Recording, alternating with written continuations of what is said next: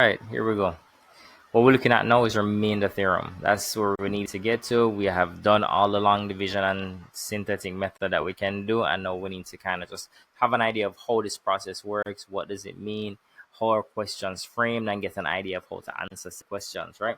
So we're going to start with the basic framework. And the idea is that if I have some polynomial, p of x, and it's divided by some binomial term, x minus a constant, I am going to get an answer, which we are aware of. I am also going to get a remainder over that divisor. Now, if I were to multiply this whole expression by x minus a, just to get rid of the fractions, I would get p of x, that polynomial, being equal to my answer times x minus a plus a remainder. And effectively, this is the crux of remainder theorem, right? If I have this set up, then when x is equal to a, right? When I use that value, that constant, right, and I substitute that for x, this expression here becomes 0. So I get p of a being equal to whatever the quotient is when you substitute a into it, times a minus a plus some remainder, but a minus a is going to be 0. So essentially, p of a is equal to our remainder. And that's remainder theorem. When I use the value of x, that makes the divisor 0, right? Or when I ensure that this expression here is 0 for whatever value of x makes this 0, then that value of a, when substituted into my polynomial, is always going to give me the remainder, right? Now, what does that look like? And we'll just do a quick example of what that looks like. All right, let's look at a question. So I'll find a question in a second. This question reads, it says, question, use the remainder theorem, right, to find the remainder when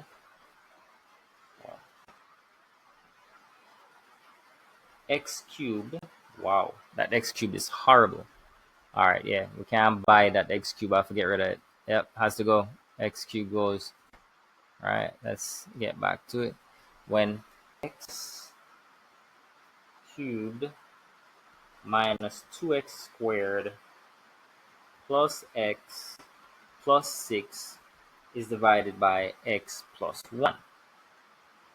All right, cool. Now, this says use remainder theorem. I'm going to do this using the synthetic method first, and then we can use remainder theorem, right? So if we're using synthetic method and we're dividing this expression here, x cubed minus 2x squared plus x plus 6 by x plus 1, right? Then we can find our root. And I'm going to compare this to remainder theorem in a second. So maybe I can do a split here, right? The root would be x plus 1 equals 0, which implies that x is equal to negative 1, right? And so we can do our synthetic method here. I have negative 1 here. I'm going to pull down the coefficients 1, negative 2, 1, and 6. And when I do this, pull this down, multiply by negative 1, I get negative 1. Add these together, I get negative 3. Multiply by negative 1, I get 3. Add these together, I get 4. Multiply by negative 1 here, I get negative 4. Add these together, I get 2. And so the remainder here is 2, right?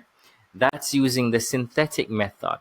That's not using remainder theorem. Remainder theorem is just going to say, hey, if x plus 1 is my divisor, then when x plus 1 equals 0, which implies x is equal to negative 1, then my remainder is actually this expression with negative 1 substituted into it. Ooh, I'm scrounging for space here.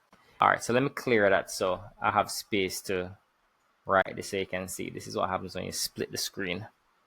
You're not getting enough space over here. All right. If I can, let me bring this over a little bit. Get rid of that. Okay. Think we're good? All right, I think we're good. All right, so I'm going to put this here again.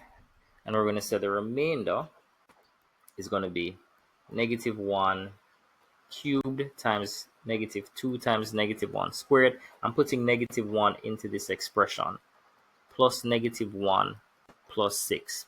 This is actually all you'd have had to have done. You wouldn't have to go through any of that. So -1 cubed is just -1. -1 squared is 1. So this is -2 times 1, which is just -2, minus 1 plus 6. These are all terms that are negative. We can sum those. -1 plus -2 plus -1 is -4 plus 6.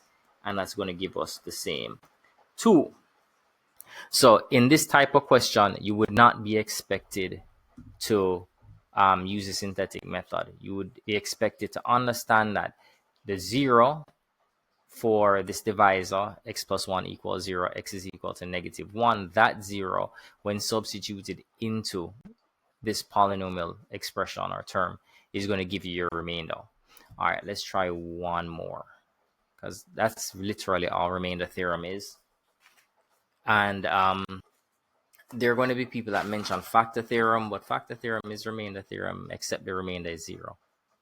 That's it. It's not. Factor theorem is a subset of remainder theorem. So, all right, let's look at one more question if we can. All right. Using remainder theorem, we are going to find the remainder. Find the remainder when, ooh, this is horrible writing, but okay, x cubed minus 4x squared plus 8x minus 5 is divided by x minus 2. And again, I'm going to do 2 ways, right? Not because we have to, but we just did synthetic. So let's reinforce. And then this is going to be our remainder theorem side. And I know you can read my handwriting by now, right? I'm saying that out loud as a self-affirmation. If it's not true, then such is life.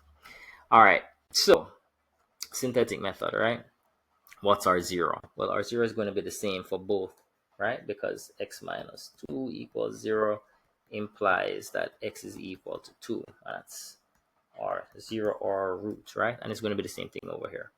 Now, if I'm using the synthetic method, this is going to be 2 over here, and this is going to be 1 minus 4.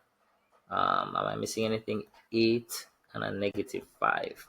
We'll bring that 1 down here. We'll multiply it by 2. We get 2. Add. -4 plus 2 is -2. Multiply by 2, you get -4. You add here, you're going to get 4. Multiply by multiply by 2. We should get 8 here, and then that should give us just 3, right? So that should be our remainder. Checking it, times 2, boom, boom, boom, boom. Let's hope it's right. Let's see. All right. So from what we know that the root is 2 here. So all we have to do is say the remainder is going to be 2 cubed. This is a 2, promise. Minus 4 times 2 squared plus 8 times 2 minus 5. So 2 cubed should be 8. If you say anything else, you need to go to bed.